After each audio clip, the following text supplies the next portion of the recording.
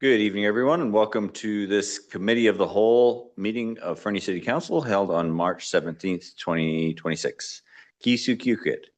We acknowledge the city of Fernie is located within Kukinamakis, the unceded territory of Yakutat Nucleat First Nation. We recognize that we live and work within their vast lands. The Kanahunik are from Yakutat Nucleat and are members of the Ktunaxa-speaking peoples of British Columbia, Idaho, and Montana. And happy St. Patrick's Day today to everyone who celebrates. And I will call the meeting to order at 6:31 p.m. and ask for a mover and a seconder for the following staff recommendation that the agenda of the March 17th, 2026 Committee of the Whole meeting be adopted. Moved by Councillor Hamilton, seconded by Councillor McIsaac. Is there any discussion? All those in favor? That is unanimous. Thank you. I'll now ask for a mover and a seconder for the following recommendation that the minutes of the January 20th, 2026 Committee of the Whole meeting be adopted. Moved by Councillor Hamilton, seconded by Councillor Audia Kelly. Any discussion? All those in favor? That is unanimous. Thank you. I will now invite the public participating in attendance or participating electronically who wish to comment on items listed on the meeting agenda in accordance with section 3.7.3 of the procedure bylaw to address council, except speakers must not address council regarding a matter for which a public hearing must be held or has been held pursuant to the Local Government Act prior to council's consideration of the matter or adoption of the bylaw. Speakers must not address council regarding a permit for which public notice must be given or has been given pursuant to the Local Government Act prior to council's consideration of issuance of the permit. The speaker may only address council for a maximum of 3 minutes, and speakers are asked to state their full name and community of residence. Is anyone indicated? No, and nobody online. Thank you. With that, we'll move on to delegations and invite Staff Sergeant Nielsen from our RCMP detachment up to give this quarterly update. Welcome.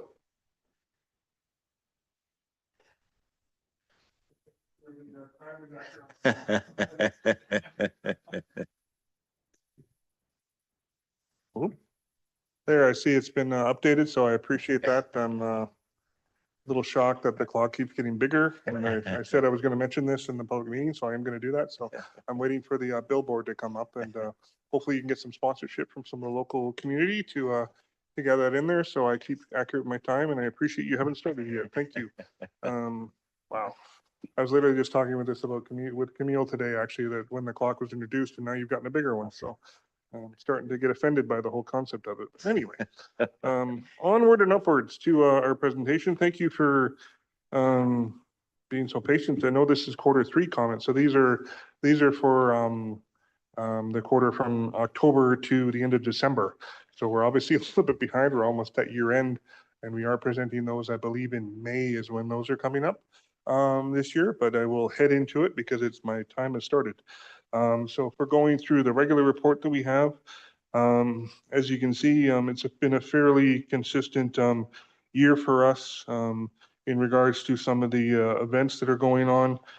We have our assaults that are obviously much higher than anywhere else, which isn't necessarily untypical for the area. Now, assaults are general. All right, what am I doing? Am I on the mic or something? Oh, you're putting up that. Sorry. This should hold my time, which it did. Wow. The efficiency there. So who controls the clock again? Sorry. Did you wave? I just want to know who controls. I just want to know who controls the clock so I can find out which car they drive and we can have a further conversation. Please tell me you don't want me to control that because I don't do well with that. Thank you. So assaults, simple assaults, obviously we've discussed this before. Assaults generally are different things and engaging and obviously in the type of community that Fernie is, in particular over the winter, not to suggest any way that it's violent or anything, but certainly we do get our fair share of like fights that occur and they generate into an assault occasionally. Most of these or all of these really were simple assaults. There was either insufficient evidence to proceed, meaning that people didn't want to help through the process, or the complainant or the victim did not want to proceed with that. So they report to us, we end up going back with them, investigating the matter, and then it doesn't end up going anywhere. The sexual offenses are more historical based in this particular quarter. And we're still awaiting documentation and documents from other areas, meaning those are typically like events that have been reported elsewhere from people where the event occurred here. And so after, in this case, I believe one of them is like 15 years ago, they're reaching back in and coming forward. And so we're getting that assistance from another agency. I believe this one in particular is from Calgary. We've obviously discussed, they're not necessarily listed on here, but spiked drink files have not necessarily become a thing again, but certainly they've been not consistent and probably misusing my language here. But we've had currently 3 reported since the beginning of the year. So it's not really associated to this particular statistic thing, but something to mention. The good news is with that, not the good thing that's been reported to us, but the good news is that the process that we put in place from the previous year when these events were being reported more consistently, that has worked. So the hospital has been engaged with that process. They've been receptive to, for example, the person getting blood taken beyond their means. So they having some for us to be able to deal with to support the investigation.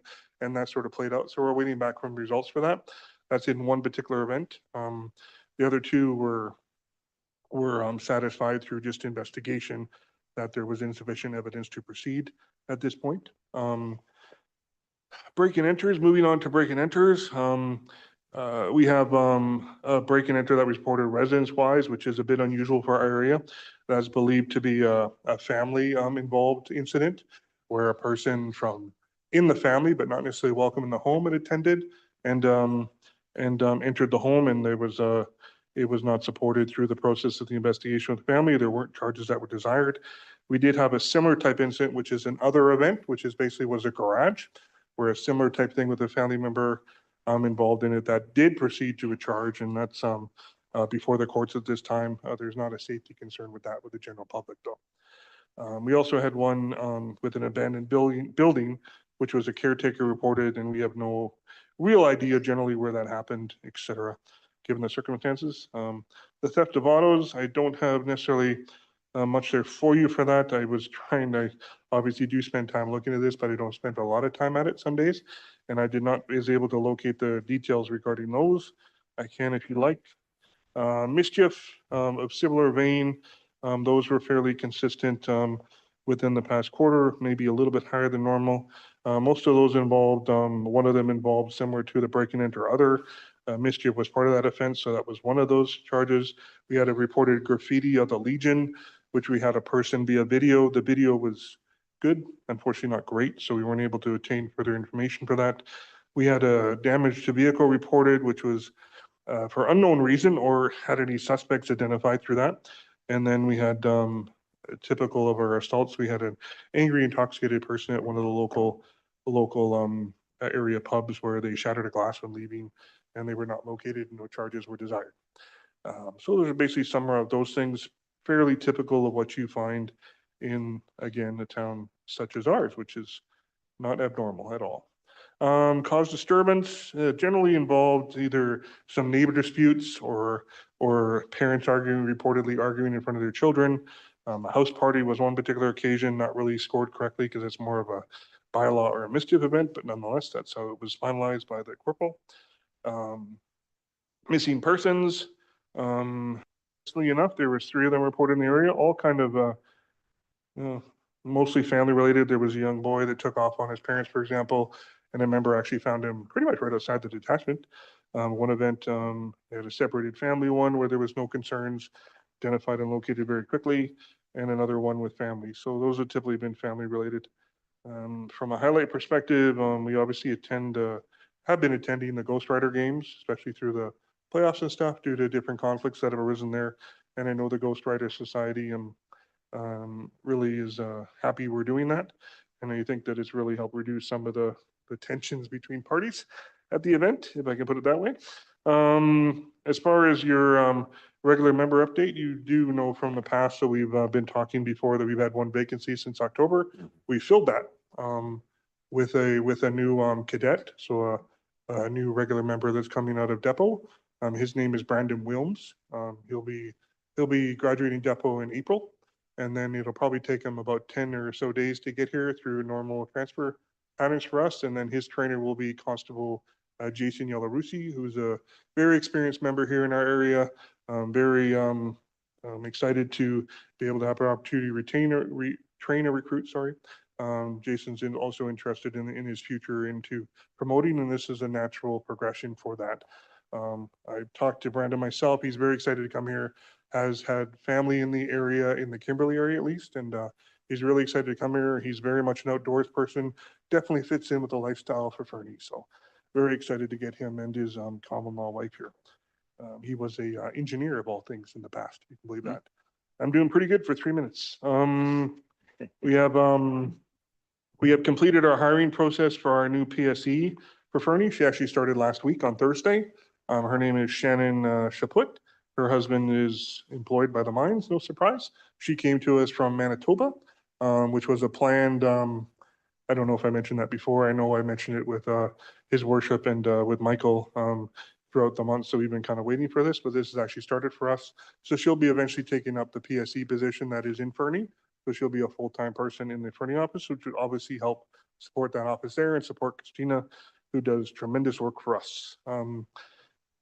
We expect some office closures though, because as you may or may not know, and not to divulge any privacy or issues with that, but we're going to have a little bit of a void in the Fernie office with Christina taking care of stuff that she needs to do. And so at times, not very frequently, but I believe over the next 4 weeks, I think we have an office closure outside of the holidays, which is normal. But we have a couple of weeks where the office will be closed on a Monday, for example. So in the Fernie office here, just because obviously we have to maintain the health of our other staff. And it's just not possible for us to rotate that around until Shannon gets more familiar with her position. And as far as other serious events in the area, recently, obviously, we've had a couple of fatalities, relatively close one within the city of Fernie, an unfortunate event that occurred. Really no fault of anything, more or less just evolved from the situational factors that existed. And of course, the most recent one on Friday up in towards Sparwood at the Olson end of the Olson 4 lanes at the Olson overpass there. Those have been obviously weighing on the members, but you know, and it's been a difficult year that way for serious accidents. We respect that. I think it's basically comes down to road conditions more than anything, and that's no fault of MOTT or main roads or anything. You just obviously you guys have lived here a lot longer than I have, and you know how road conditions can change here very quickly. So this just, in my opinion, just more or less an indication of that more than anything. I know that there was some discussion or wanted to be had around recent events, not to talk specifically about Tumbler Ridge, of course, but certainly to do with school threats generally and how we're responding to those. We obviously had one at the Alfred School, a much lower threshold event that occurred within, I think, a day or two of Tumbler, which was something that we've done releases on. I was there for that. It involved basically almost a phishing type event that involved from somebody from outside the area who's from here that has mental health issues, and they were projecting it back here based upon their own mental health. And that was sort of carried through with an abundance of caution with the school, which obviously involved us. And we were able to maintain that fairly quickly, identify where this person was, which is literally thousands of kilometers away, and be able to see the sign flashing. I hope it stopped flashing. Thank you. And be able to deal with that appropriately.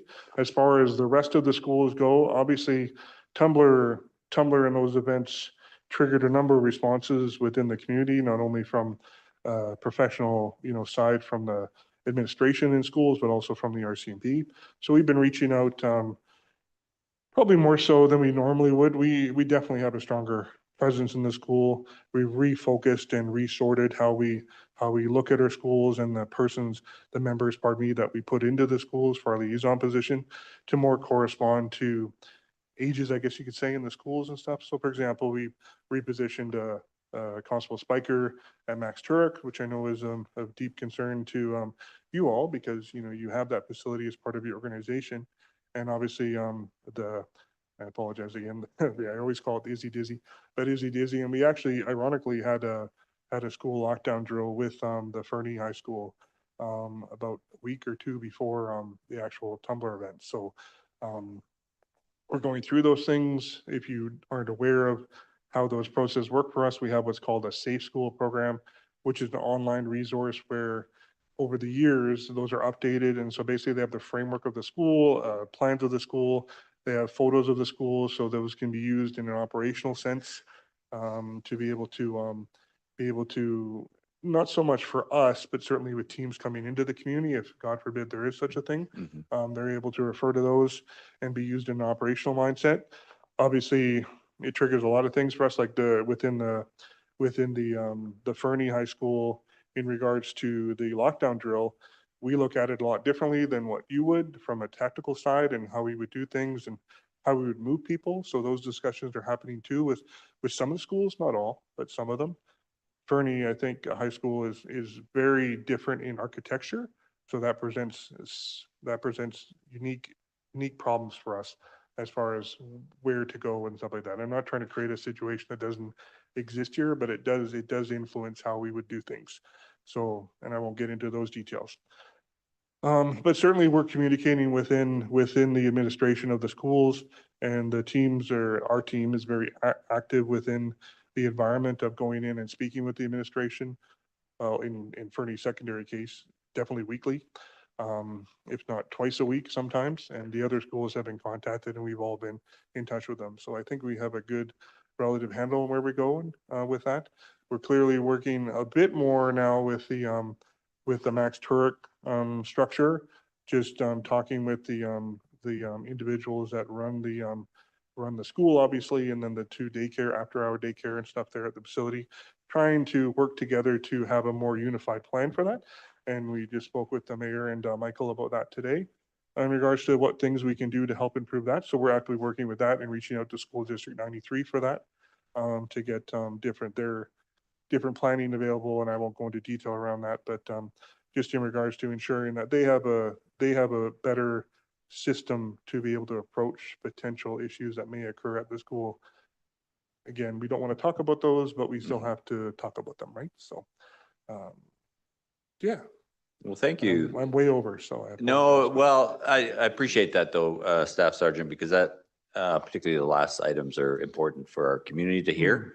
So yeah, thank you for bringing that to us. And yeah, no, I appreciate the presentation. Any questions, comments from council? Councilor Ramadaz.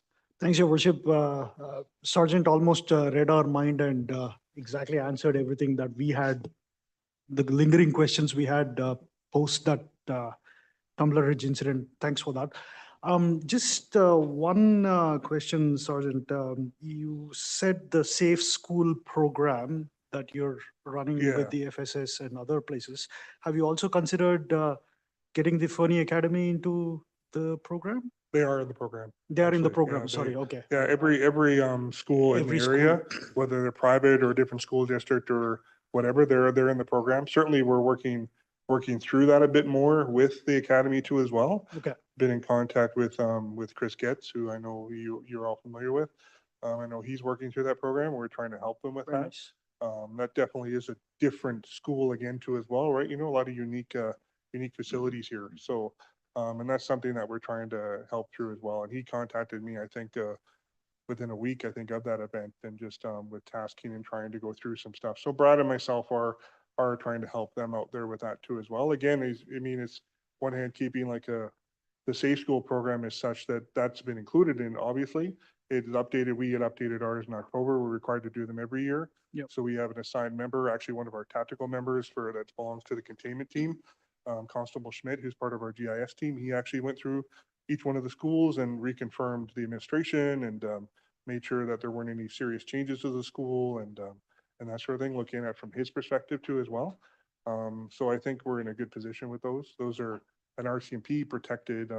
This is something I can't share as to what they look like or how they operate, but certainly they are looked at every year for sure. And if there are changes, we do update them, or at least attempt to at the time.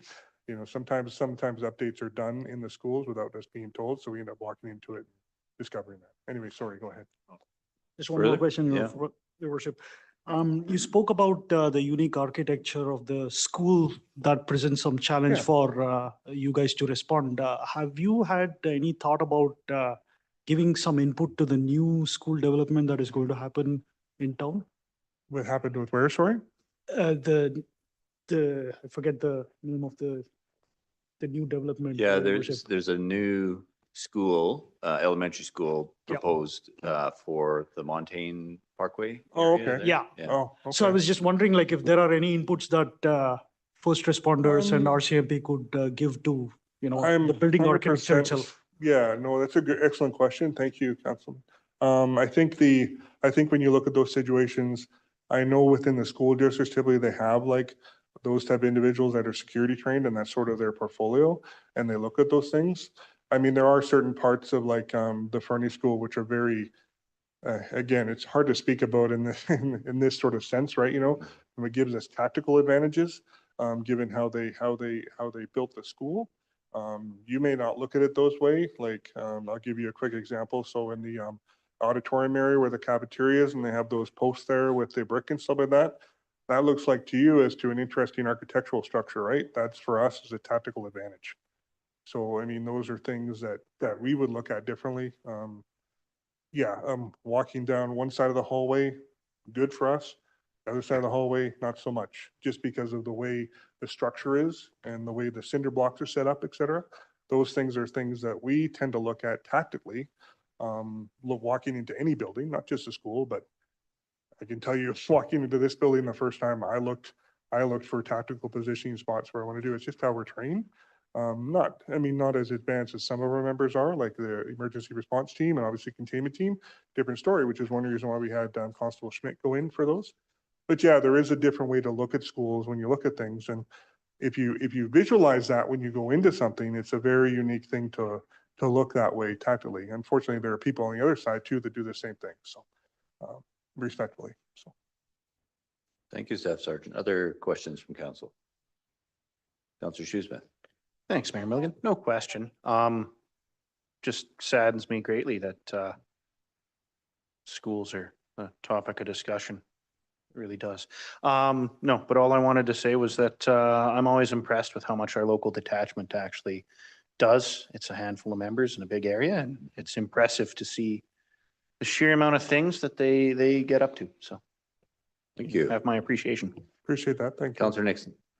Thank you, Worship. I'm just curious about we're on this Highway 3 corridor here that's quite busy and we're getting a lot of changing conditions and Just a really few- icy roads and fatalities and stuff like that. I'm just curious if there's been any consideration to proactively close the highways before they get to the point of. Oh, 100%. We've done that actually, Councilor Dixon.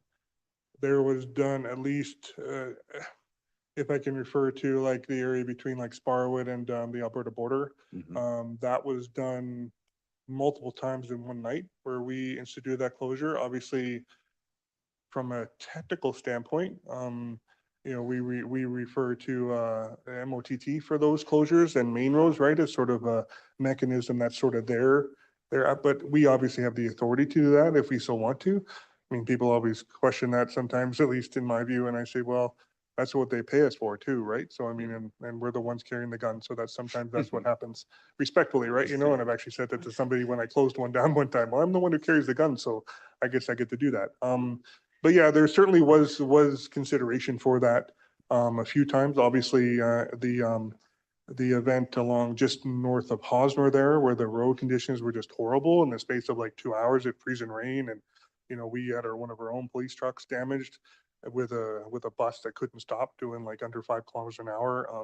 Just couldn't physically stop the bus. And so those things have happened, and we closed the highway then. So I think there is definitely consideration for time periods when it's appropriate that the members make that judgment call without even communicating to us. And I completely trust them to make that decision based upon what the best needs of the public are. So 100%. Thank you. That's Oh, fantastic. Thank oh, you very much. sorry. Yeah, thank you. Councillor Audie Kelly. Thanks, Your Worship. You may have seen the plan to use Dickon Road as a detour for the highway for the construction of the Hartley Creek, which has caused a great deal of concern, I think, for a lot of us. I find speed on Dickon Road already kind of elevated and not I'll leave it at that.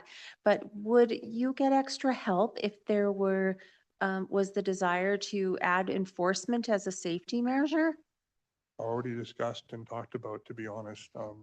We were told about that in the, I think, day or two before it actually became public. However, it became public. I have no idea, but I just heard about it the next day or the day after next or whichever. And we were focused on that right away. So we reached out to our partners with the BCI Patrol and talked with them. We put that message out to the group in the office about it as to what their opinion is. Obviously, there are members that have been here for a significant time.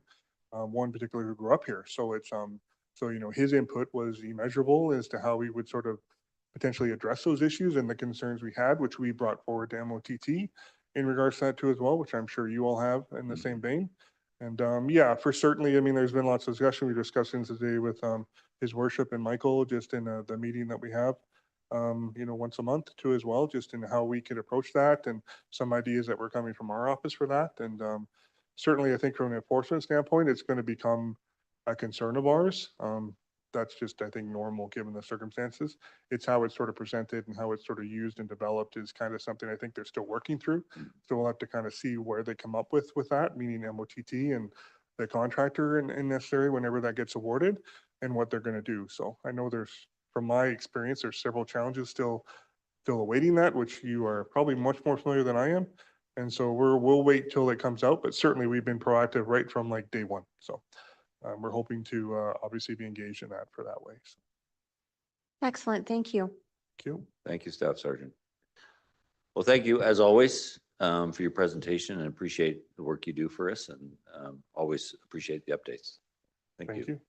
I wish next time you'd actually keep the clock running until it was the negative so I can see how long I'm running. Sorry. I appreciate that. I'm going to keep bugging you until I'm done. So thank you very much. We can put it away now. That's what I figured. See, I told Tom that. I said, you guys have that for me. So yeah, thank you very much. Thank you. With that, we move on to items under business. Item 7.1, quarterly reporting, presentation from our Director of Asset Management. Good evening.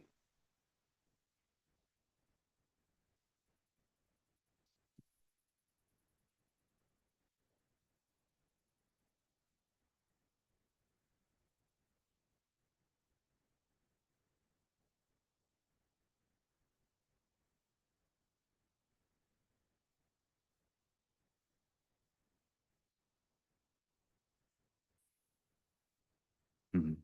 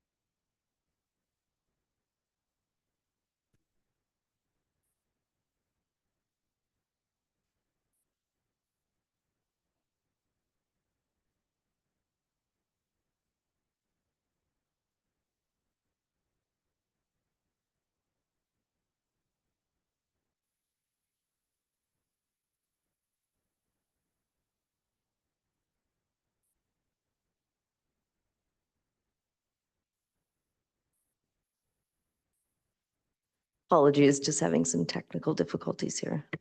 No, not at all.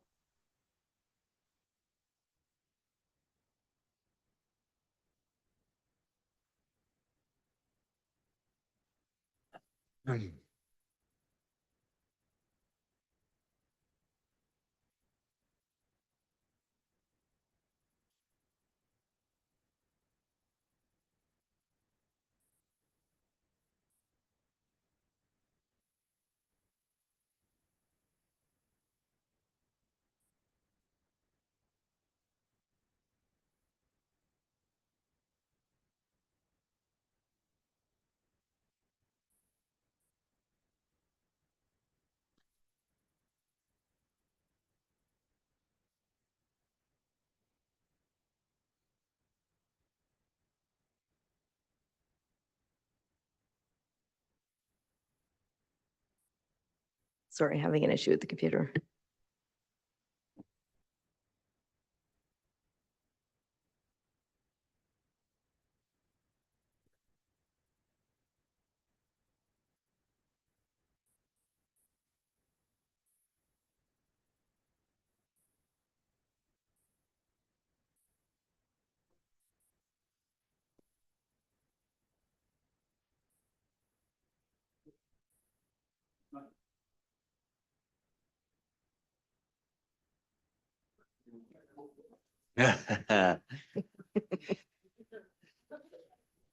I'm on vacation, so I'm a little checked Well, out. thank you for coming in. Apologies. Good evening, Mayor and Council. I have a short presentation this evening to accompany the information report in your agenda package.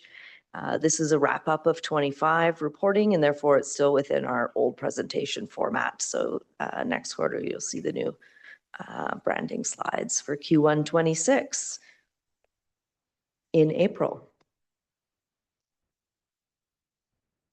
So just a reminder that for council that this is for information only, and directors and the CIO will bring forward any issues, risks, or recommendations requiring direction or decision as needed. So most of the report is focused on major projects at this point, and we're mindfully expanding the offerings to improve overall value of reporting to council. I'll start by sharing the overall major project dashboard, including key overarching takeaways, highlight completed projects, and celebrate those wins, and take a look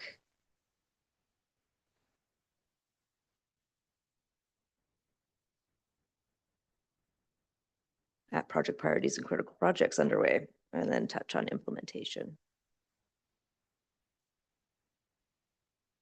So this dashboard communicates resourcing capacity, highlighting overall project status trends, and a broad indicator of focus on maintaining existing service levels. Our focus on overall service sustainability projects as well. So while this is critical awareness into our operations, again, we're looking at incremental improvements on communicating project objectives, and we'll have a revised dashboard on council strategic plan moving forward. A couple key takeaways. Nearly half of our projects are critical to maintaining existing levels of service. About a third of them are sustainability initiatives for core services. And projects do continue to face delays through this period. Resourcing constraints continue to be the primary factor, but there are a few that were scope changes. And directors have noted those in the report. Councillor McIsaac? Thank you, Worship. Just a quick question. Doing the math on this, is the 38 focused on sustainability core within the 44? Or like otherwise I'm adding up and getting 82% are either maintaining level of service or sustainability of core service?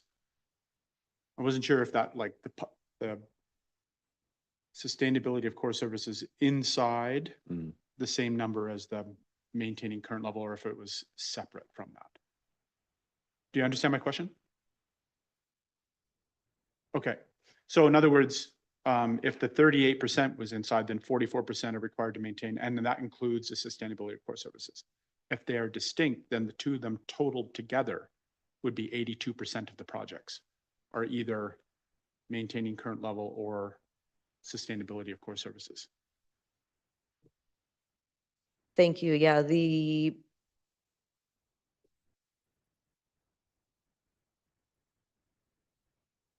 that seems to jive with the ones that say critical core, critical non-core, important core would add up to about that 82%. that's correct. And then the important non-core is the remaining 18.8. So That's right. I just want to make sure I understood that. Correctly. Yes, Okay. that's correct. All right, thank you. Sorry, I can't actually see that or in Yeah, here. It's I too small. apologize. Yeah.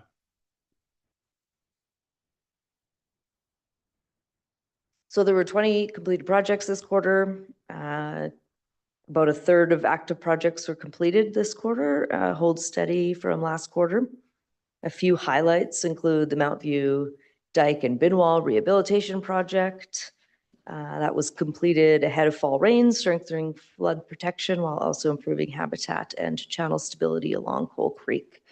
That project was delivered within environmental permit windows and slightly under the $1.9 million budget grant funding provided through UBCM Community Emergency Preparedness Fund. Another highlight is the Riverside and West Fernie Lift Station logic controller replacement. So the PLC replacements at the Riverside and West Fernie lift stations were restored.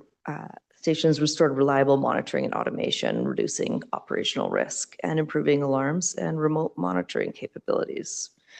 And another highlight is the completion of the winter sand shelter at Public Works Yard. This has improved our winter readiness by keeping sand and salt materials dry and usable, reducing delays and extra handling during snow events.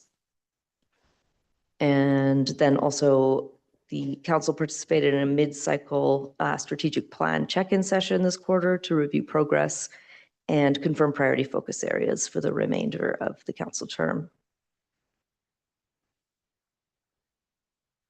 So just looking at priority projects, a couple key takeaways.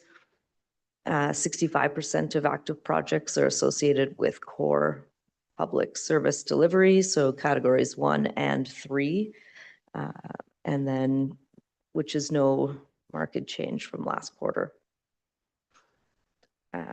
This is a strong signal that the majority of the organization's project capacity is focused on core service delivery.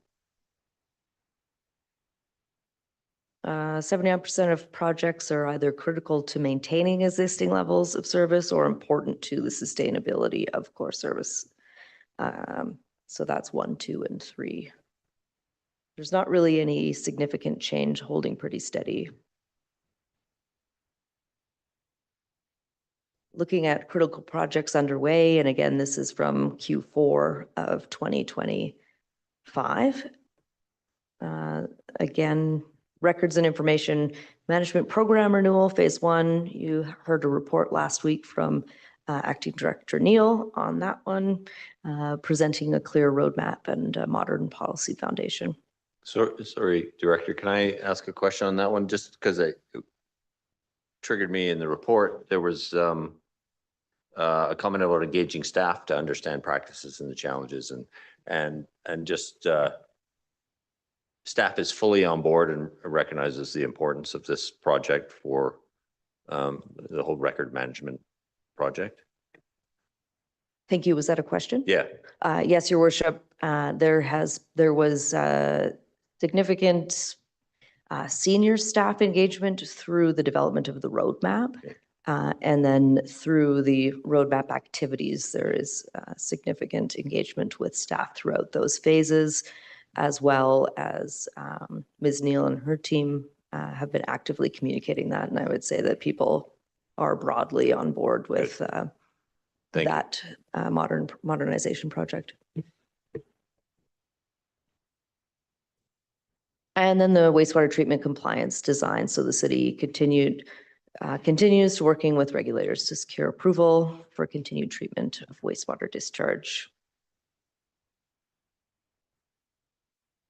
And then finally, the drinking water source evaluation and options analysis. So Phase 1 of the water source evaluation is nearing completion, probably completed at this point. Nope. Identifying options and costs to ensure Fernie maintains 2 reliable and sustainable water sources. The next phase will advance the preferred option to detailed design and long-term water security for the community. I'm sorry, Director, can I ask a question on that one as well? Just again, because it was in the report.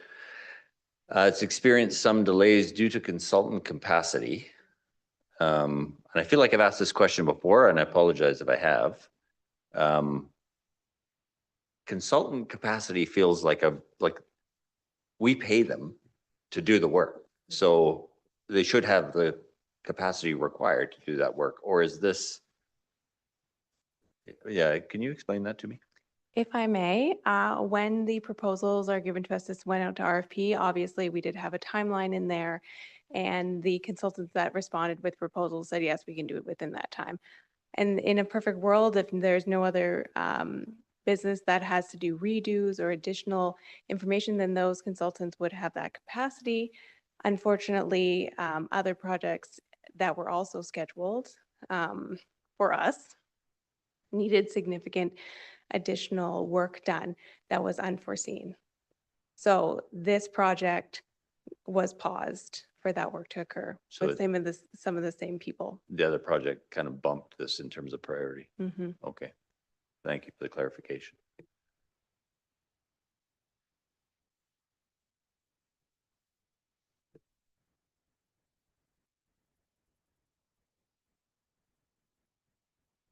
Just a couple takeaways on implementation status in Q4 of 25.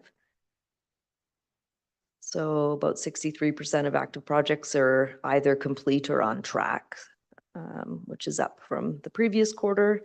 And about a third of them continue to face delays and challenges, slightly down from last quarter. And there's only one project facing concerns and major challenges. And I'll speak to that on the next slide.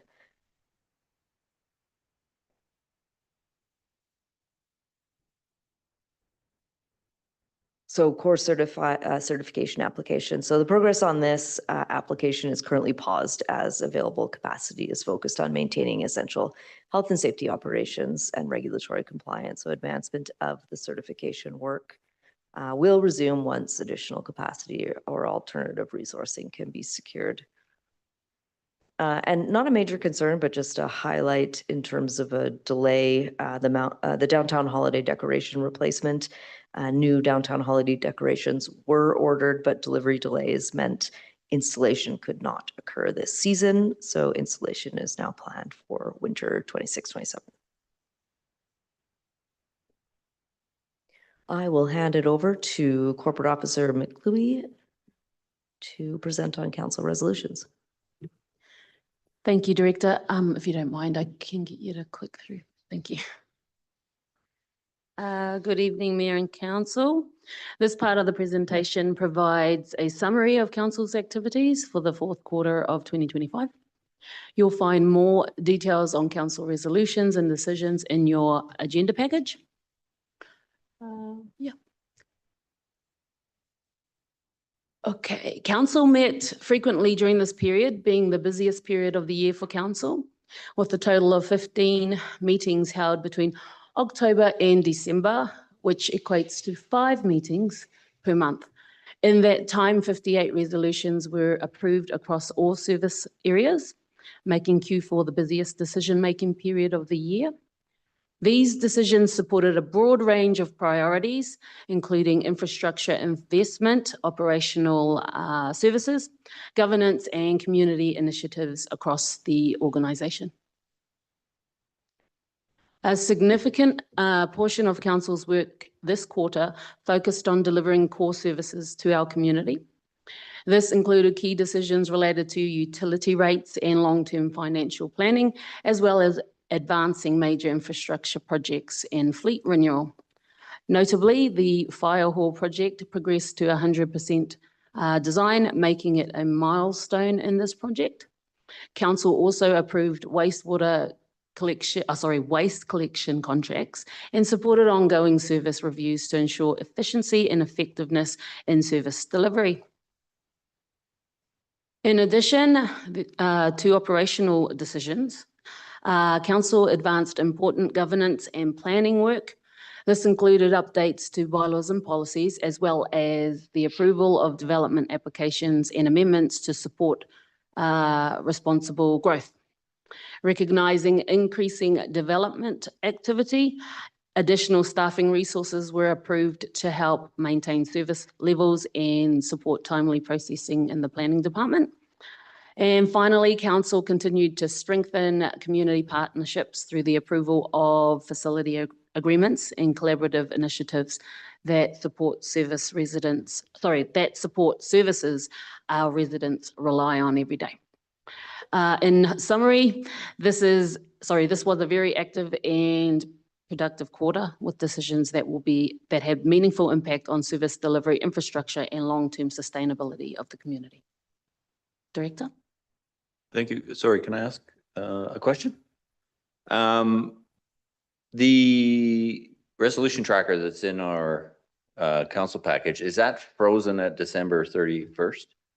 Correct. Okay, So from January 1st, 2025 to December 31st, 2025. Okay. So it's the whole year, yeah. thank you. But I just noticed as going through it that certain things, well, there was one in particular, like the notice on title policy shows as on hold in that tracker. Yeah. But now it's Now it would have been implemented and updated yeah, okay. as of I this just, quarter. in case there was confusion, if people were looking at it and seeing Perfect. a difference, because I certainly did, but, okay, thank you. Thank you.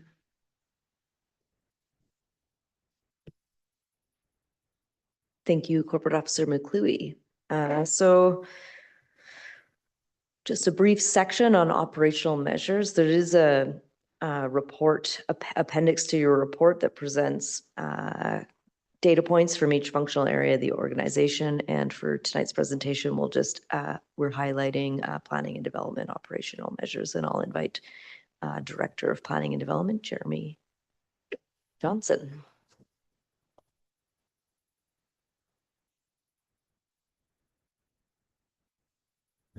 Welcome, Thanks, Director. Director.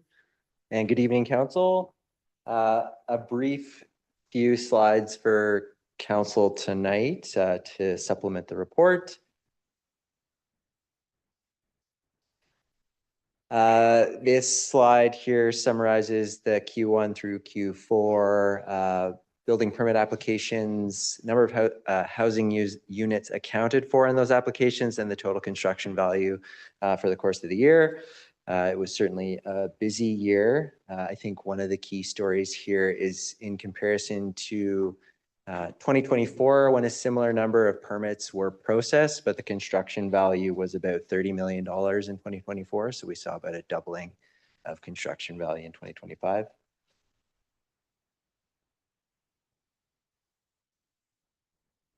This slide shows an excerpt from what we publish on our website, which is updated weekly, which is our active permit queue. It highlights the number of applications waiting for review, as well as the application date of the next file in the queue, the date that was submitted. Again, this is updated weekly. I did want to provide a brief update, given that some time has occurred since this report was generated, and I think there's an opportunity to share with Council just a good news story. This is the updated table pulled from today. The main difference I want to highlight is for residential detached dwellings, so new home construction, single unit dwellings. The application date of the next application in queue has been reduced from about 120 days when this was developed for Council in January to about 30 days as of today. So big kudos to the team who's been working hard to crunch out that queue. Well done. Councilor Ramirez? That's a remarkable statistic, Your Worship. What's the key contributor to that? Is it cloud permit? Is it the 2.5 BOs? Is it all of it? Thanks. I missed it. It's not me, I can tell you that. You're being modest. It's a combination, absolutely. Having the resource, the extra resourcing power that Council's invested in has made a huge difference. Clearer processing and the way we're handling permits through cloud permit is a major advantage. So, yeah. Further? Thanks, Your Worship. Can we now say that cloud permit is at a spot where everybody is comfortable, both staff and folks who use it, or is still some learning curve involved there? Thanks for the question. I believe on the staff level, we're very comfortable across the department, and it's my understanding that intake is going really smoothly with new applicants on the developer side. So, Mr. Boranowski? Thank you. Just for clarification, that'd be specific to the building permit side, development permits. The others are still being rolled out. And I apologize for derailing Jeremy. at the beginning of that answer. No problem. Counselor Nixon. Thank you, Worship. Yeah, maybe I'm the only one at this table that's doing a reno right now, but I'm doing a bit of a reno on a garage. And it just comes popping up, cloud permit just keeps on popping up into my inbox. And I see the interaction between the developer or the home builder and our staff. And it's wonderful. It's really, really good. So I'm super impressed with it. So, and also talking to that developer, their permit times are down to 3 weeks. It's fantastic. So kudos to you guys. Yeah. Appreciate the feedback. Counselor Amadas. Thanks, Your Worship. For some of us who are not doing development work, is there an opportunity to kind of get a brief understanding of how it works? I would be curious and interested to know. In terms of permit Just- application and Yeah, processing? Just a couple minutes of demo of how that works. That'd be great. Absolutely. I'd love to arrange that. Yeah. Potentially at a future committee meeting or something? Yeah. Thank you. There's room. Yeah. Counselor Shoesmith and then Counselor Adia Kelly. Thanks, Mayor Milligan. I'm in the midst of doing some permits, so that would be really useful.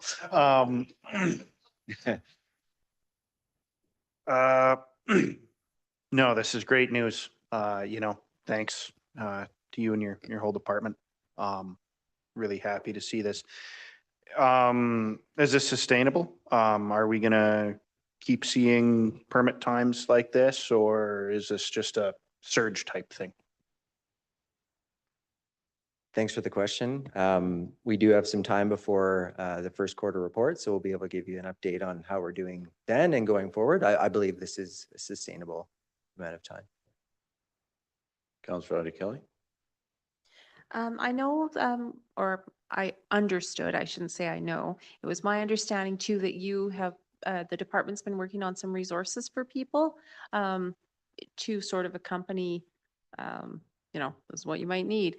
Have you had capacity to work on that now that you've got the additional FTEs or? Thanks for the question. I believe a fairly substantial update to the website was done recently, but is also in our work plan to look at all the communications products we have for applicants and make updates. And I believe with the extra resources, we'll be able to complete those efficiently. Thank you. Thank you very much.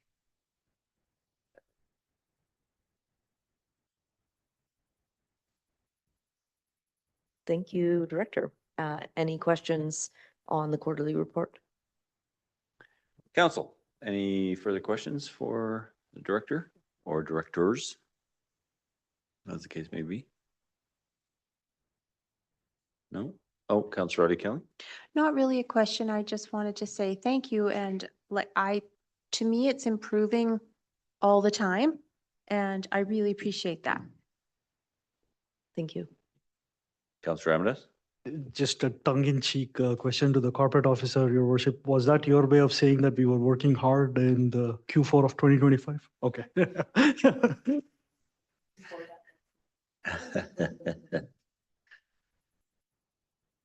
Thank you, Director. Report on regulation of RV camping on city property. A report from Bylaw Officer Kramer.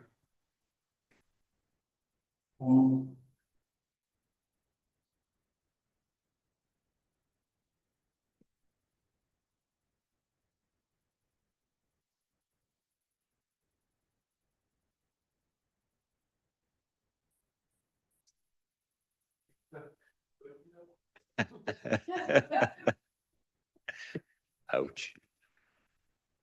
Thanks. Welcome. Thank you, Your Worship, members of council.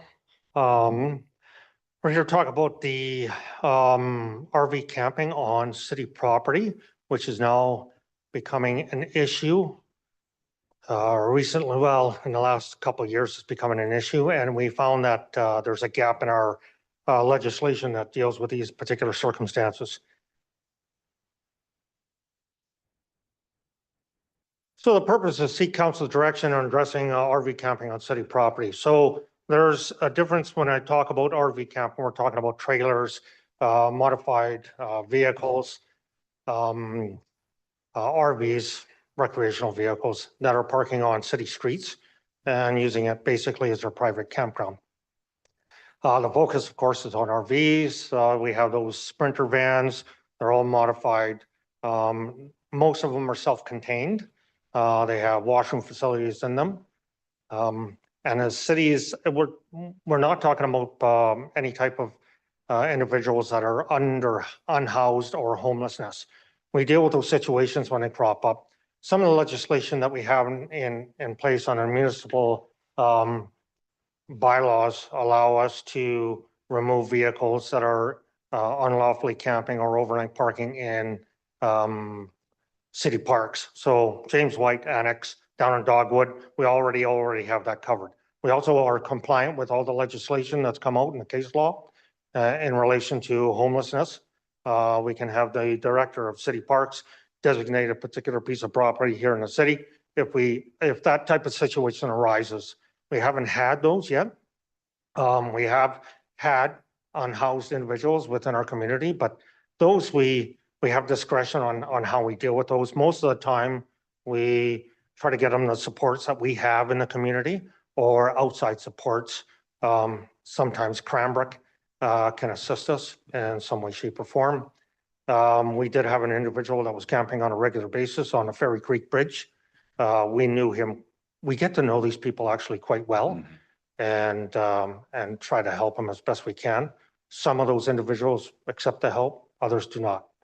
And the individual that probably about a couple of months ago we were concerned about because it was quite cold weather, the host, and so we tapped into our community partners to try to assist that individual. And that we had a complaint of a structure being erected in Prentice Park. After looking for that structure, it was never located, but we did locate the individual. So the van life is becoming more and more prevalent within the community. We have individuals coming into the city of Fernie using the city streets as a campground. Basically, that's what's happened. Our winter parking regulations give us a little bit of authorities to make sure they're moving back and forth from side to side. Under our streets and traffic bylaw, they're not allowed to park in excess of 72 hours. But certainly at this point in time, there's no prohibition for having parking and RV and using it for overnight accommodation on the city streets. These individuals who we tend to get to know because we see them on a regular basis. Sometimes they move around. The most prevalent place is behind Independent Foods. And we have had complaints in relation to sanitation. Most of the time down by the Maiden Lake area, where Parks Department has found human waste in the garbage receptacles down at Maiden Lake.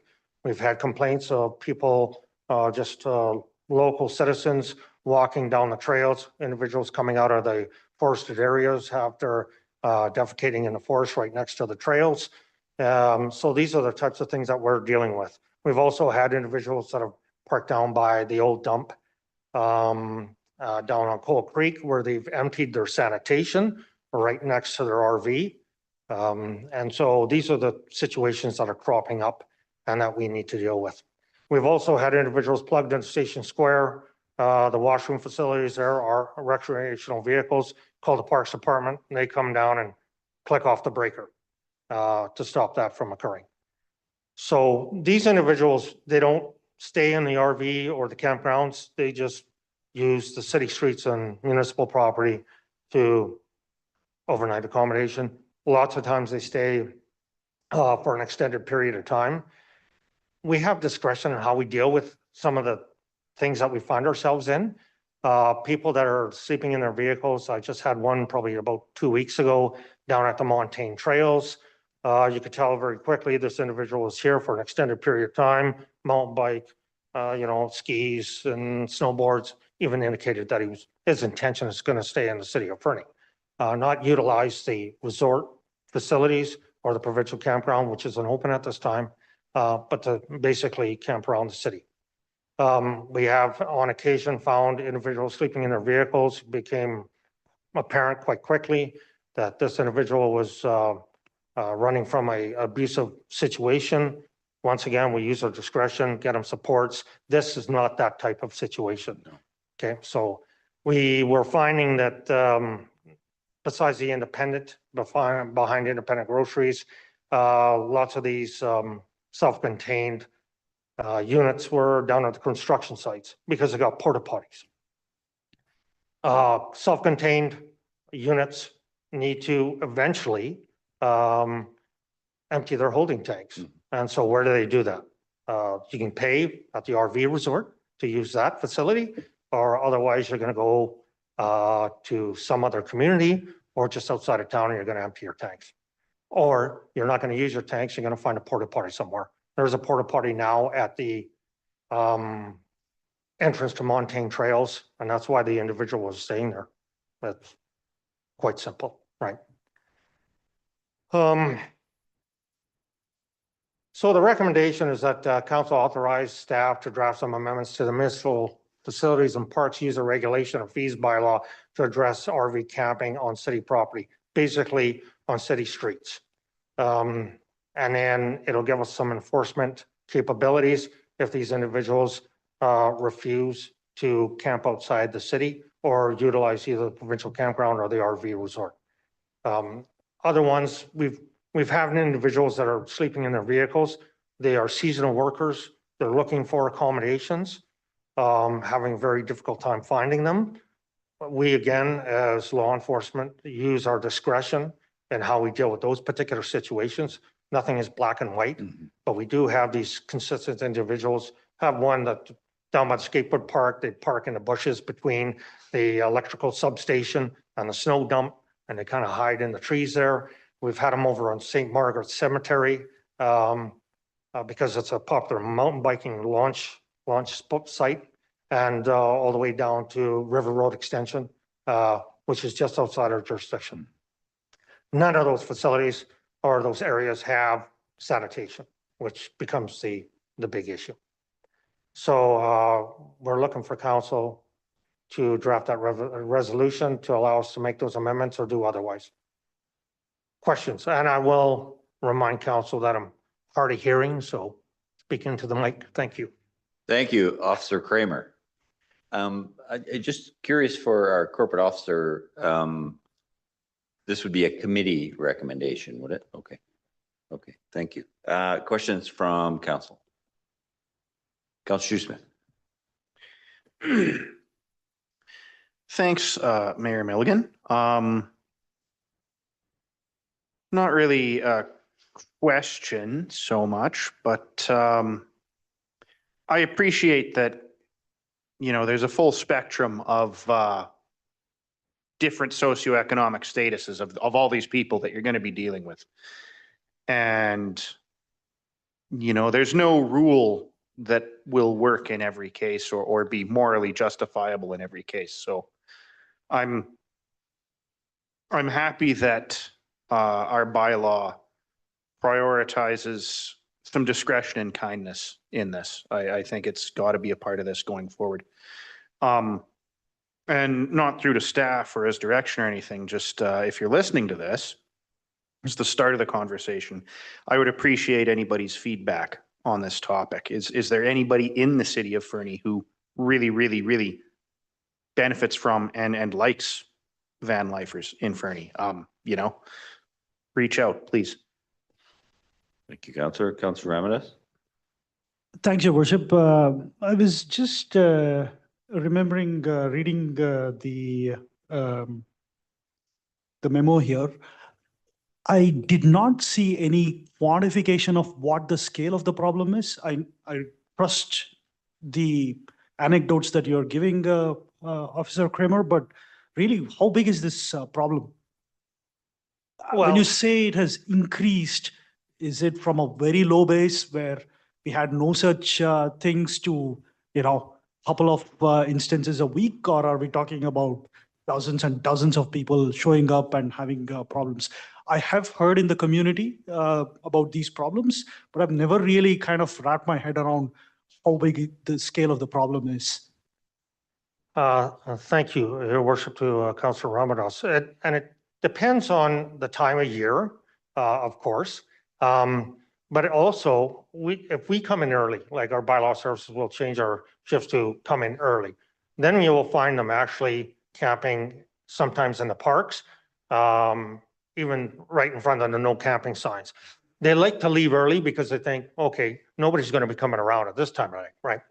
Also, they will go to different spots. The popular one right now, of course, is behind the independent foods. That's a tricky one too, because we have commercial vehicles that come there, they park overnight because they're going to make their deliveries. And that's kind of a good area for them because they're running their big diesel engines, right? To keep warm during the night. It's not a residential area. That's kind of what it's used for. So the scale of the problem dips and ebbs depending on the time of the season, and it depends on when we can find them, right? They tend to stay away going to commercial areas because we had them down on 12th Avenue by the dike. And as soon as they park, they take out their lawn chairs. The citizens across the street, they're calling us, right? There's nobody living down behind independent foods at this point in time, no residents. So no one's given us a call, but we find them in the morning. Yeah. So we had a group, they would just drive around town and go to different areas each and every day. Yeah. Further? Just to be clear, your officer, I am a trail runner myself. I run at unearthly hours in the morning and I have run into a lot of people. So my personal experience is it's probably gotten, I wouldn't say worse, but more number of such instances. I just wanted to quantify it somewhere and say, is this increased by 10%, 20%? Wise in, you know? Thank you, Your Worship, to Councillor Ramadas. I would say in my last 6 years of being here, I've seen the increase. And it's getting more and more prevalent. And when we talk with, our other colleagues in the law enforcement world here, they talk about this ongoing problem. And so I think what you would like to do is try to get ahead of it before it actually becomes a real problem. I would say probably an increase. We had maybe had 1 or 2 a year. Now we're getting 5 or 6. And, upwards. I've come to City Hall and there's tents on the front lawn at City Hall. And how's that happen? It was a bike race from Merritt all the way to Fernie, non-advertised. And they get here at 2 o'clock in the morning and they pitch a tent. We since had a discussion. Maybe you want to advise the community that you're arriving, but. Councillor Nixon. Thank you, Your Worship. I concur with Councillor Shoesmith. Thank you for, differentiating between the vulnerable population and the van lifers. But my question is, with another RV park coming online right away, are we going to see these people migrating to that, or are these the type of people that will not be going to those that new RV park? Are they just having a night for free? I guess that would be my question. Yeah, and thank you, Your Worship, to Councillor Nixon. I had these conversations with these individuals, right? Like, why aren't you going to the RV resort? Well, it's $50 a night. That's basically the answer. It comes down to it. If I can park here for free, why would I go to the RV resort? It's simple. Yeah. Thank you. Councillor Shoesmith. Thanks, Mayor Milligan. Yeah, it's funny. Like, I'm not a fan of the town being overrun with transient van lifers, and I don't think most people are. On the other hand, I've actually had an awful lot of coworkers, and I know some old people that I used to work with have fallen on hard times, live in their vehicles, move around. And, obviously, there's the type of people who dump their refuse and waste just wherever. And there's the type of people who are really, you barely know they're there. They're very respectful, So I do appreciate the discretion that you use. But I also appreciate that, we should get out in front of this. We should have a framework set up so that you can make sure this is dealt with reasonably. Yeah. Apply controls within your discretion. Yeah, I think that's really wise. Councillor McIsaac. Thank you, Your Worship. I just wanted to bounce off what Councillor Shoesmith was saying, because it really does feel like, and I don't want to overly generalize here, because I know depends on the occasion and discretion being used, but it does feel like someone who parks their van in the Annex Park parking lot and they creep in at 11 o'clock and they're gone at 5 and they didn't dump the refuse, and no harm, no foul. But I'm trying to recognize that represents a tranche of the people who are doing this. And there are many who, as you pointed out, have no scruples about where they dump their refuse and waste. And really, that's the problem that we're trying to solve, is the negative impact to the community of them being there. But I don't see how to do that other than passing a broad prohibition against parking to stop that. I mean, I'm going to assume that no one's going to drive here from Sparwood for the purposes of dumping their tank on the road and then driving back. So that, I don't know how we would solve that one. But is that your sense, though, that the only way to sort of handle the sort of halo negative impacts of the van life idea, which is garbage, trash, human refuse, and so on, is just to straight up try to prohibit the parking of the vehicles and not present the opportunity? It makes me think about other potential things like, can't believe I'm about to say this, but if we had sanitation dump facilities, you know, like our other measures, and I'm not proposing we do that, but because we in the absence of those, and it is my understanding, it's not that expensive to go to the RV resort to dump your tank. It's not $50 to do that. So is there I guess I'm trying to think about how I'm asking here, is this feels like a 1 pound solution to a 2 ounce problem kind of thing. You know what I mean? Like but I don't see a way to, without casting that broad net, to focus on the ne'er do wells. I'm not sure if I'm being very clear with that question. No, Yeah, I guess what I'm saying is, I'm sure there are many people who come here in their van and camp overnight, and they go to a restaurant and eat, and then they carry on in the morning, and we don't care. Right. Right? It's just it's the occasional few, some segment of that population who are not good actors, who are bad actors in our community. And so this feels like a very broad solution to a much more narrow problem, but I don't know what the better solution would be. So. Thank you, Your Worship, to Councillor McIsaac. And that's why we got it. We have to have discretion in law enforcement, obviously. You know, we've had an individual that was parked at the aquatic center, and I got there and his goat was wandering around. You're kidding. And Sorry. okay, so, how do we deal with these situations? We don't have a no camping bylaw in effect. Unique situation. All right, you can't have your goat defecating in the parking lot. You're going to have to clean all this up. So, eventually through, talking with this individual, we got him to pack up and move on. We dealt with him on 2 other occasions, still within the city, but those are the types of situations when we need some authorities, right? Yeah. And you're right. Some people will come here and they got the van life, they park at the aquatic center, they're here for one night and then they're moving on, they're traveling across Canada, something of that nature. We're talking about the individuals that are chronically here. They got the snowboards and that's what they do, right? They're coming here for, what Fernie has to offer, but they want to do it as cheaply as possible. Yeah. Councillor Roddy Kelly. Thanks, Your Worship. I think that we need to provide our bylaw with the appropriate teeth. And they're extremely intelligent people, both of them. They're both kind, and they'll use the teeth when they need to.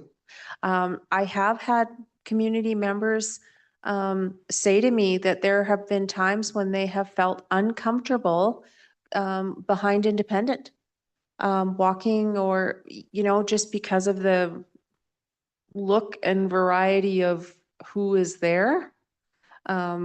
It's not the guy delivering the food that's in his semi. There's some sometimes questionable vehicles. I'll use that word.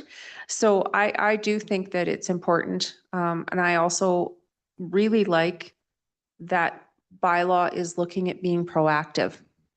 Because it's like that nip it in the bud, stitch in time saves nine, all those kinds of things, right? If we set some standards and we want to adhere to them, we have to give our people the tools.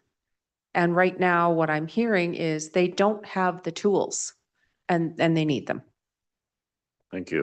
Councillor Ramirez? I think between Councillor McIsaac and Councillor Odia Kelly, they covered both. And Okay. that was an excellent question, Councillor McIsaac. That's exactly what I was thinking too when I said quantification, but you articulated it much better. And to your point, Councillor, it's the framework and giving the tools that we are going after. How they use is up to their discretion here. Yeah, I agree. Thank you. Councillor Smith? Thanks, Mayor Milligan. I'll be brief. I'm in agreement with Councillor Otta Kelly about giving them the teeth. And I would point out that we are also, I mean, there's more camping places opening up in Fernie in the near future, so. Thank you. I'll turn to our corporate officer and ask if you would read the committee recommendation from the report, I guess. Yes, Your Worship. Thank you. So the staff recommendation is that committee directs staff to draft an amendment to the municipal facilities and parks user regulation and fees bylaw to address RV camping on city property. Mover? Moved by Councillor Otta Kelly, seconded by Councillor Nixon. Any further discussion? All those in favor? That is unanimous. Thank you, Officer Kramer. Thank you, Your Worship. Thank you, Council. Well done. With that, we will adjourn the committee of the whole meeting at 7:47 PM. We'll take a 5-minute recess before we convene our special meeting. Thank you, Ms. Rhodes.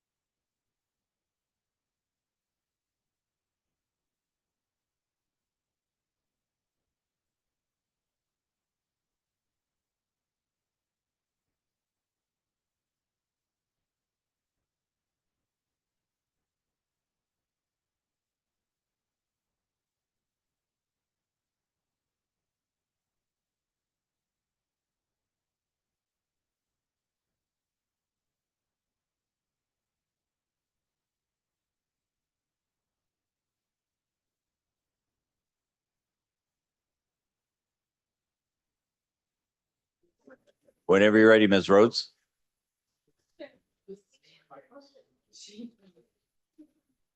Thank you.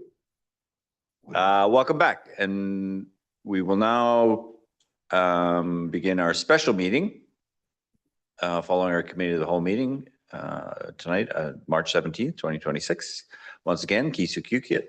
We acknowledge the city of Fernie is located within Kukitamakas, the unceded territory of Yakitat Nucleat First Nation. We recognize that we live and work within their vast lands. Akanahunik are from Yakitat Nucleat and are members of Tanaha speaking peoples of British Columbia, Idaho, and Montana. We will call the meeting to order at 7:54 p.m. And I'll ask for a mover and a seconder that the agenda of the March 17th, 2026 special meeting be adopted. Moved by Councillor Hamilton, seconded by Councillor Artie Kelly. Any discussion? All those in favor? That is unanimous. Thank you. I'll now invite the public in attendance or participating electronically who wish to comment on items listed on the meeting agenda. In accordance with section 3.7.3 of the procedure bylaw, to address council, except speakers must not address council regarding a matter for which a public hearing must be held or has been held pursuant to the Local Government Act prior to council's consideration of the matter or adoption of the bylaw. Speakers must not address council regarding a permit for which public notice must be given or has been given pursuant to the Local Government Act prior to council's consideration of issuance of the permit. A speaker may only address council for a maximum of 3 minutes, and speakers are asked to state their full name and community of residence. And just a reminder, there is another opportunity to voice your opinion related to the 5-year financial plan later in this meeting. No, and no one has indicated a desire to speak. So with that, we'll move on to item number 10 and 10.1. Cedar Avenue Highway Closure and Removal of Highway Dedication. A report from our project engineer. Good evening, Mayor and Council.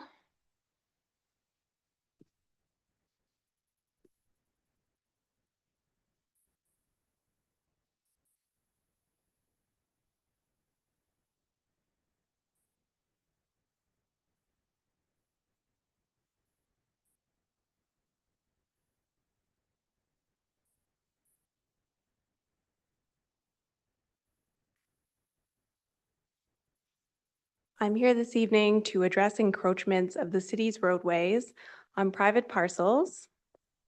The city must close to traffic and have the dedications removed from 2 areas along Cedar Avenue. Go. Last year, we rehabilitated Canyon Trail and part of Cedar Avenue. During the design development, staff identified 2 issues concerning the road right-of-way. The first issue, which is being advanced with this report, is that the city's road and nearby Bossio are partially built within a private parcel owned by the BC Ministry of Transportation and Transit. To address these encroachments, the city and MOT are working on a land exchange agreement that will provide the city with a standard 20-meter wide right-of-way on Cedar Avenue and support the existing road alignment on Bossio. To move forward with that agreement, 2 areas of our right-of-way must be closed to traffic and have the dedications removed. And that's 799 square meters that's shown in this image in orange. This area will be exchanged for 933.5 square meters of MOT property that's shown here in green. Once the bylaw has passed, Council will be able to complete the land exchange agreement. With Council's first and second readings tonight, staff will start the notification process. At the April 14th meeting, I'll plan to be back for the 3rd reading of the Cedar Avenue Highway Closure and Removals of Highway Dedication Bylaw number 2546/2026. And then I'll be back again if everything passes on April 28th, regular meeting of council to consider the adoption. At that meeting, I would also bring forward a report about the land exchange agreement with MOT. And here's the direction requested. Thank you. Thank you, Engineer Line. Questions, comments from council? Councillor Hamilton. Just to to be clear, because the road design, the road layout didn't really change when we upgraded redid the surfacing. This is more of a historical issue that we're now trying to rectify. If I may. Mhm. Yes, exactly. And anyone looking at the map, just for clarification sake, this will have no effect on people's driving experience on either of those roads, Cedar Avenue or Boss Hill. Exactly. Yes, this is just clearing up some paperwork really of things Yeah. that are already established. Thank you. Other questions or comments? Councillor Sue Smith. Thank you, Mayor Milligan. This is bringing closure to the issue, not closer to a road. Right, exactly right. Good clarification. Yeah. With that, I'll turn to our corporate officer. If you could read the recommendation. Your Worship and Council, the staff recommendation is that Council gives Cedar Avenue highway closure and removal of highway dedication bylaw number 2546, 2026, first and second reading. Moved by Councillor McIsaac, seconded by Councillor Hamilton. Any further discussion? All those in favor? That is unanimous. Thank you, Engineer Line. Item 10.2, 5-year financial plan, a report from our Director of Finance, Mr. Burdett. Thank you, Mayor Milligan. Good evening, Council. Hello, members of the public. Tonight, I am introducing the budget bylaw for Council's consideration. This is the budget schedule itself, today being March 17th, which was scheduled for first, second readings of the bylaw. Third reading is scheduled for next week, March 24th, with adoption ultimately scheduled for April 14th. As a reminder, these are the 7 budget policies and guidelines that were approved by Council at the November 12th, 2025 meeting, and they've been refreshed for Council every budget meeting since. We've gone through each of these in detail in previous budget meetings, namely the February 20th budget meeting. We went through these in fairly extensive detail. Should anyone online watching be curious? Also in November, staff presented to Council what we thought our biggest constraints are if assuming a continued level of staffing and resources in our growing community. The first 2 on this list, Council assigned additional resources to already earlier in the year, being the additional staff in building inspection and development engineering, and the additional water operator and contributions to water and sewer reserves. The 3rd and 4th items on this list were presented as optional items for Council to consider last week.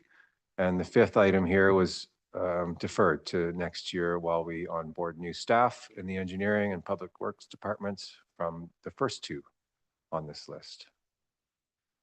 So given those guidelines and constraints, this slide was our initial shortfall, assuming a continued level of service, and also includes Council's direction from the first 2 points on the previous slide. Again, green is good here, red is bad. Initial shortfall was just under 414,000. And then last week, Council went through each of the additional items on this slide one by one. These were additional options for Council to consider for this year. The one item at the top colored red was not advanced by Council at this time. So on here are some increases to annual operating funding to the library, museum, and the other 3 community partners. 3-year commitment to fund AcDev services from the Chamber, Economic Development, excuse me. Over $150,000 of additional savings to reserves, additional staffing and contract capacity to address the 3rd and 4th constraints from a couple slides ago, an assessment on arena vibration and noise, and then at the bottom there are some savings from the change in management structure in our engineering and public works department. So then this is that shortfall slide again with those additional items included as directed by Council last week, which brings the shortfall to just under 686,000, which equates to a 6.68% property tax increase for 2026. And so this table is makes up part of the budget bylaw table that's in your agenda package. This is the revenue and and includes that 6.68% increase. This is the expenses portion of that table, which includes the increases from last week for asset management, parks, and the various other increases to community partners and the library. And then this last slide that's part of that same bylaw is our transfers to and from reserves, interest and debt payments, and capital expenditures.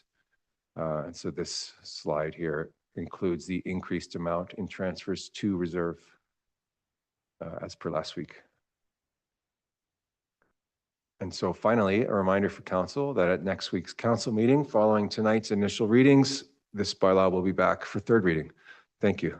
Happy to answer questions. Thank you, Mr. Burdett. Questions for our Director of Finance? Seeing none, I will ask our corporate officer to read the recommendation.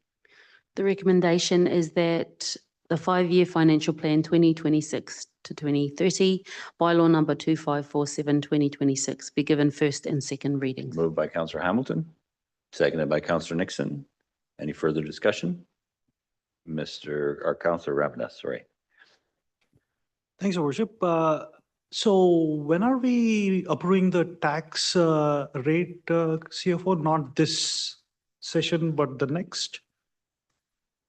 Thanks, Councillor Ramadas. Yeah, this one is the budget bylaw, which includes the tax rate increase. And then immediately after, which will be the April 21st meeting, will be another bylaw that sets the tax rate per $1,000 of assessed value. So it's two separate bylaws, yeah. Thank you. Other questions or comments? Councillor Elliott Kelly. I'm just wondering again, CFO, if you would not mind, just so folks are clear, we're talking about our portion of people's tax bill, and you are yet to get all of the other rates, correct? Thanks, Councillor Adia Kelly. That's correct. The city's portion is about half. Don't know exactly the percentage yet, and the only one still, I said this last week, but the only one I've seen so far is the regional district, which was just over 12% increase for this year that they're going to be taxing for.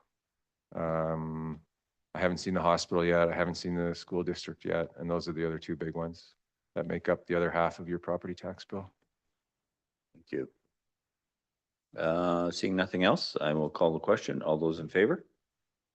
That is unanimous. Thank you. I did want to comment, Mr. Burdett, well, all of staff for all the work that's gone into this budget, but your finance team specifically for pulling this together. This has been an excellent process this year. It's been very open, very transparent.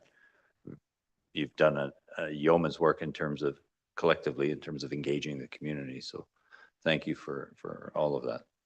Thank you. That's everyone sitting here. I had nothing to do with it. Councillor Adia Kelly. I just wanted to also add to CFO that I did get quite a lot of feedback and kudos for the spreadsheet when we displayed it. A lot of folks really, really liked it. They found it very easy to understand, and they liked to see the variance as we went through each item. So that's something that maybe could be carried forward. Councillor Shoesmith.